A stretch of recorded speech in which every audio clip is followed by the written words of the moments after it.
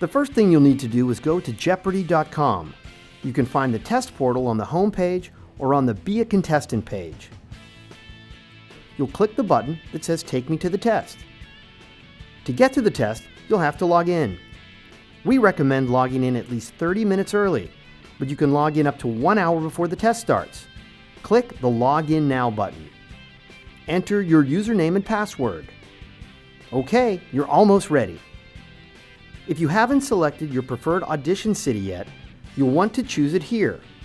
If you log in at least 10 minutes before the test, you'll have time to make your selection. Now you can launch the test. Click the Launch Test Window button and open the new window. In the test window, you'll see a countdown clock. This will tell you how much time is left before the test begins. Make sure you do not close the test window or you may not be able to log back in.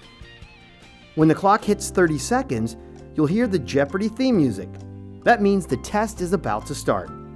For each question, you'll see the category title and then the clue.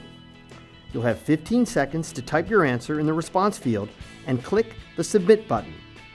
Don't worry if you don't hit Submit, whatever you typed in will be captured at the end of the 15 seconds.